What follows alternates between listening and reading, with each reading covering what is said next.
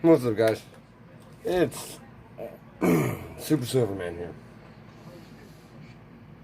And I've had some people actually come to me for, my opinion and questions, which is cool as hell. Can't even lie.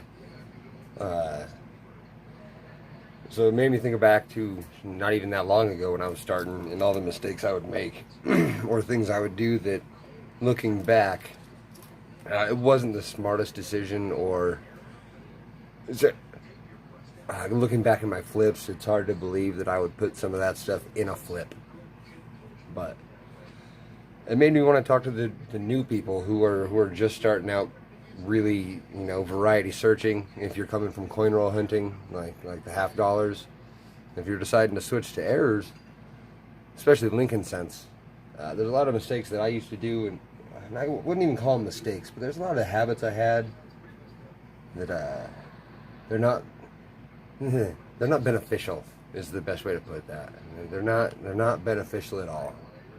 So first one that I can tell you is try to not save every cent in the date that has the variety.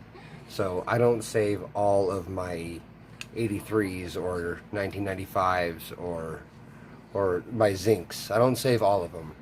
I do, however, save the really good grade ones.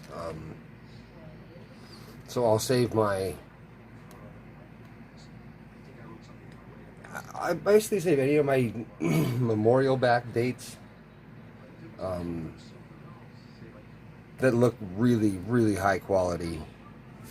Where's a good example? Oh, and not just high quality, but if you got a good toner, I save those as well. Doesn't matter if it's a year that has something with it. But I don't want to be looking at pennies that look like this for my varieties. I mean, just beat up, all, colored, scratched.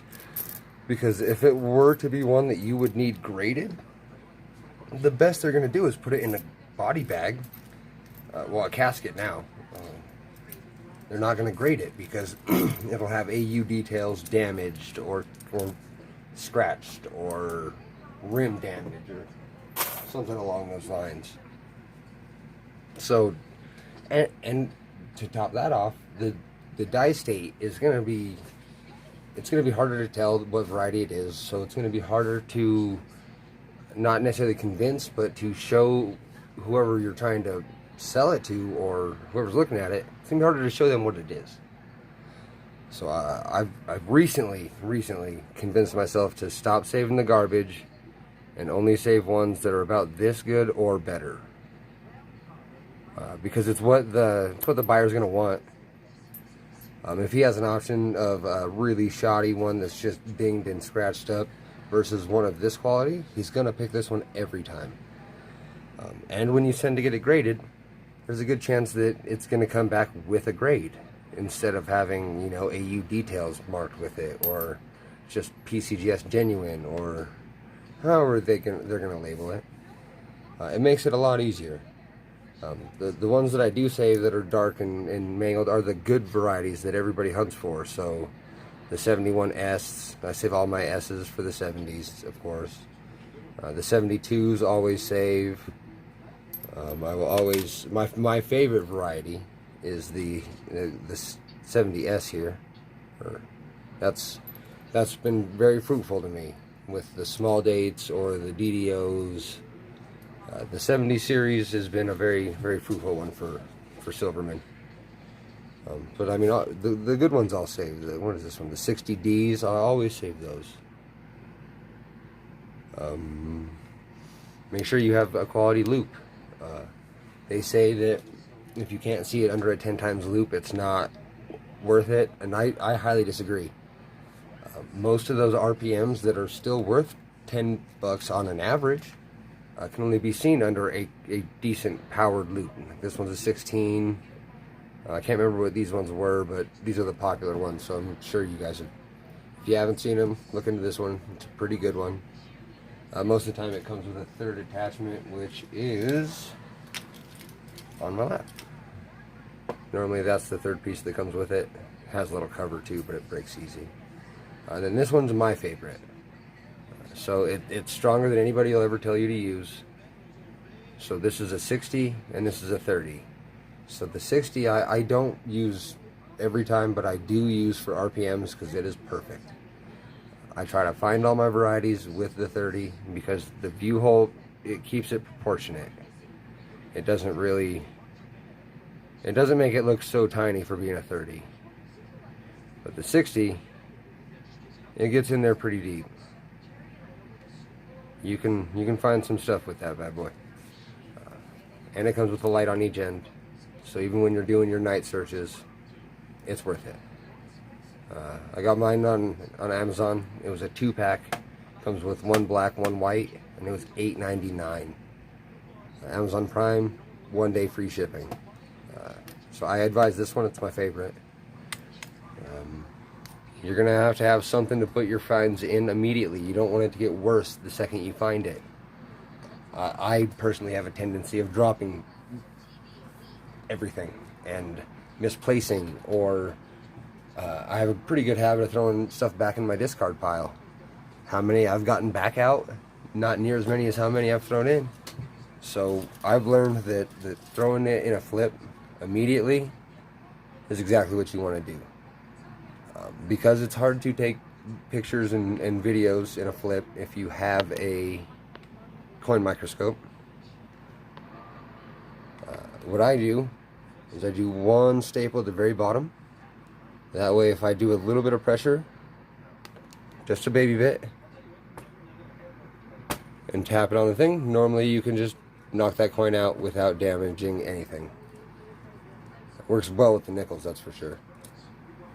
As soon as you find out, as soon as you get an opinion if you need it, or you've shown whoever you needed to show, or sent pictures to checkmycoin@yahoo.com.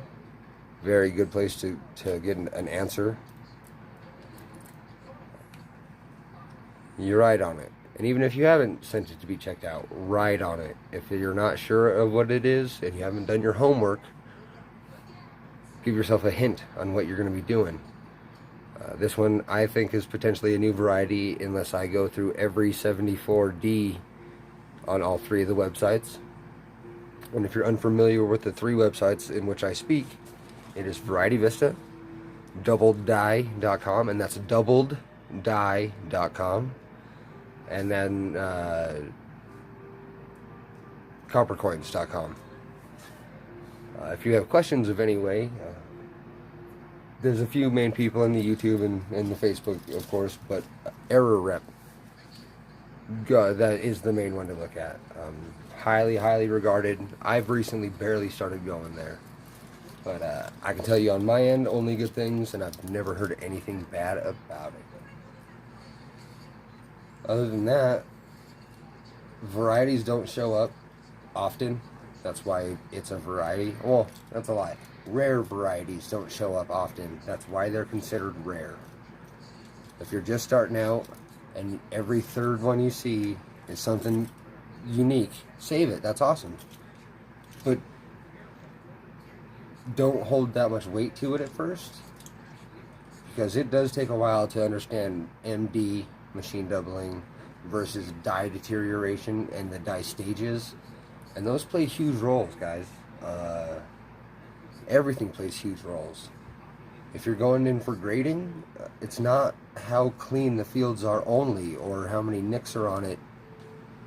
It's also how well is it struck, how centered is it struck.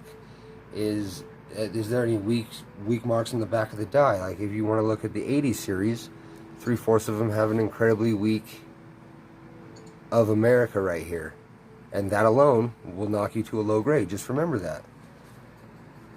Other than that, have fun. If it's unique, keep it because you like it. If you can't make money on it, that's cool. Keep it because you thought it was unique to begin with. Don't hold weight into what one person tells you. If someone shoots you down, don't stay there. Don't argue. Don't bicker. Just Just do you, boo-boo. You'll get there. You'll find your errors. They come. Oh boy, do you. I promise you, they come. And they come randomly when you least expect it. There's stories behind everything. This was not purchased. It was found. It happens. Wasn't found in a roll, but it was in a random life scenario. But the amount of stuff you can find in rolls would blow your guys' mind. I have boxes upon boxes. Just because I thought it was unique. And I'm only a year in, guys. I don't know everything I'm talking about. But I learn a little bit more every day. And damn, do I have some fun though. So, enjoy what you do. Oh, forgot to tell you. Get a scale. Get a scale. You need them for all kinds of reasons and all kinds of coinage. It is not a bad idea to have a scale. For the love of Jeebus. That and lighting. Last thing I could bring up is lighting. I'm still learning about the lighting myself. I have research to do. Because the best time to hunt is morning light. That morning light, whatever it is about it, it is perfect. It takes away all the brightness that blocks your view of the serifs.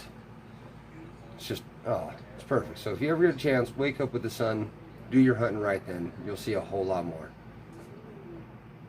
That was my speech. I hope you didn't hate it if you stayed. If you hated it and stayed, I mean, that's impressive.